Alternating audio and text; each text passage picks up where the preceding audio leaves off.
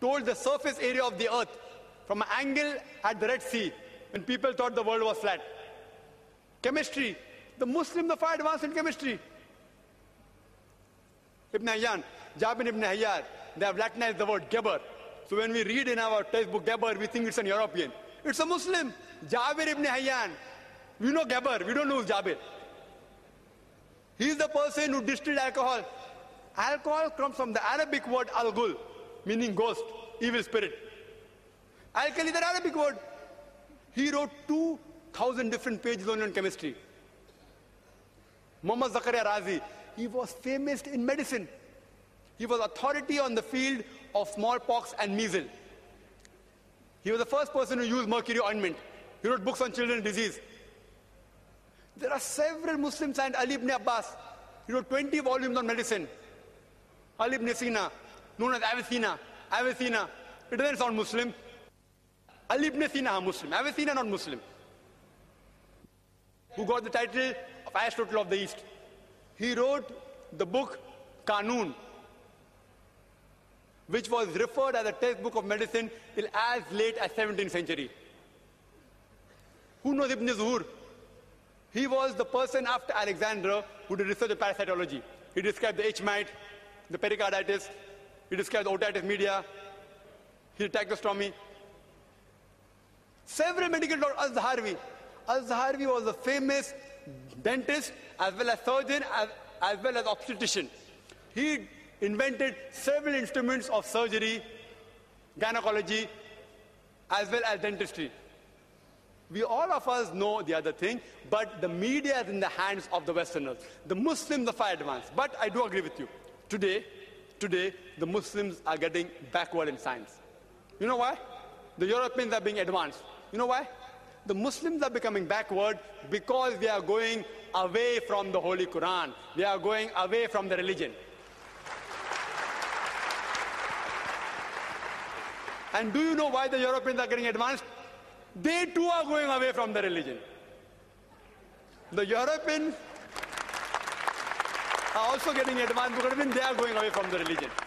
The Muslims, we are going backward because they are going away from religion. I would request the Muslim brothers and sisters out here, as well as non-Muslims, they are people in the Quran. Why don't we read the Quran with understanding? Why don't we ponder over the verses? We have only kept the Quran kissing and giving on top, that's all. The Quran was not meant only to be kissed and kept on top. It should be implemented in your daily life. If you implement the Quran in your daily life, read with understanding, inshallah, again, we will be on top of the world. Hope that answers the question.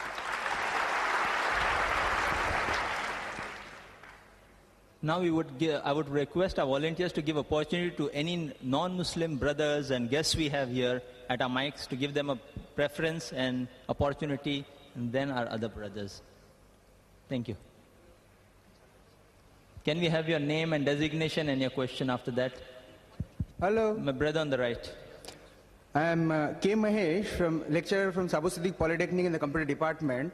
I would like to ask regarding the Muslim marriage system, why Islam allows more than one woman to be married with a man? I mean, apart from that, why it allows multiple marriages after talaqs? And does it harm, in terms of medical, like AIDS and that type of things? And why Islam suppresses the woman that much and don't give the equal status to the woman? As a recent example of Afghanistan, which had happened, that a woman had been beaten as she was out and doing some work, and she wasn't in the parda. Brother, what I would request you ask question on the topic. Dakir has covered another topic of this question: women's rights in Islam, modernizing or outdated. There is a videotape we have available. Women's rights, it covers up. It's a 3-hour lecture. You just put one question. There are hundreds of questions on this topic. Brief topic, and he has covered up many of these questions. What we request? Ask question on the topic. Why it allows more than one marriages, like 2-3 women, one man? I mean, marry more than one. No, excuse me. Can I have your name, please? I didn't. K. Mahesh. I am K. Mahesh. Huh? What I would like to clarify is that today the talk is on Quran and modern science. You may ask any question on this topic. not any question outside this topic. I would request that if the chairperson gives me opportunity, since it's a non-Muslim asking a question, if the chairperson gives the opportunity, we will make only this as the first exception. Okay, we'll allow this, but let's not make it a habit. Since for the person is not ready to leave the mic, he may think that we may not know the answer. Brothers, we have this rule so that all the questions on the topic are covered. As Dr. Muhammad Naik said, these questions, what have been posed earlier, which was rejected, since you are a Muslim, we didn't allow. Since you're a non-Muslim and you're so enthusiastic, but I think the chairperson will not give a second chance to another non-Muslim who breaks the rules. We'll allow him. Usually when Zakir goes abroad also, we have a session called open question answer session on the topic or out of the topic. Today it is not like that. Today it's only on the topic. The brother posed the question that why does Islam allow a man to marry more than one wife? For remaining questions, all your questions answered in that cassette, even this. But since you asked here, I'm just giving the reply. That Quran is the only religious book on the face of the earth which says marry only one. There's no other religious book on the face of the earth. Whether you read the Ramayana, the Mahabharata, the Bhagavad Gita, the Bible, no religious book says marry only one except the Holy Quran. The Holy Quran says in Surah Nisa chapter 4 verse number 3, it says, marry one of your choice in twos, threes or fours. But if you can't do justice, marry only one. If you can't do justice, marry only one. Otherwise, if you can do justice, Quran has put an upper limit, 2, 3 or 4. Maximum 4, not more than that.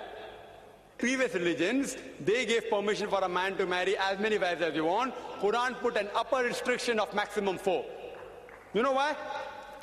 Because if you think logically, if you analyze, but it says at the same time, in Surah Nisa chapter 4 verse 129, it is difficult to do justice between your wives. It's difficult. Therefore, do not turn away from them altogether. Marrying more than one wife, you don't get more sawab. You don't get more blessings.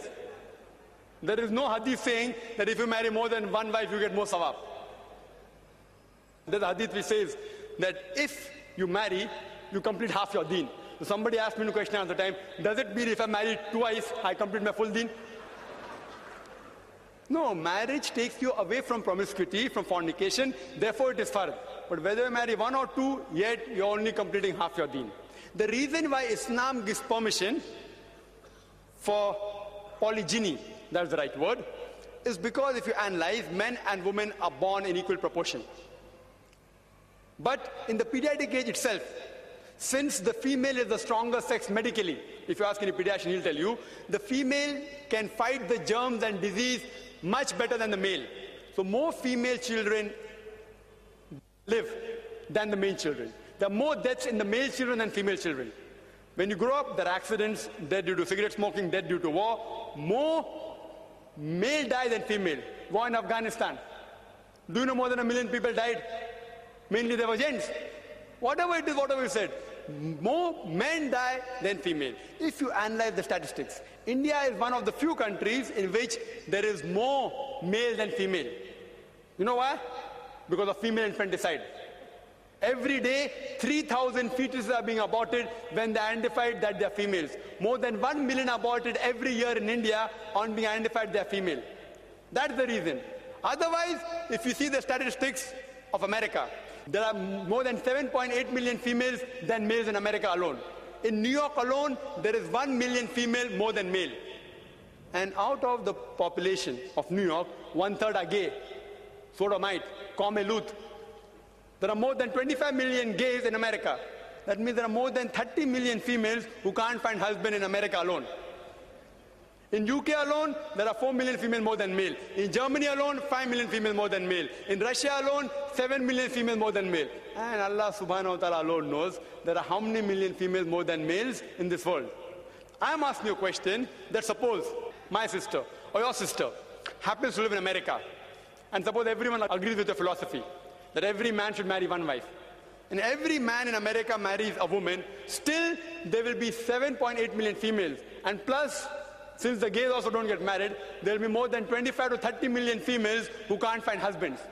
If my sister happens to be one of those unfortunate ladies who has not been married and the market is saturated, the only option remaining for my sister is to marry a man who already has a wife or become public property.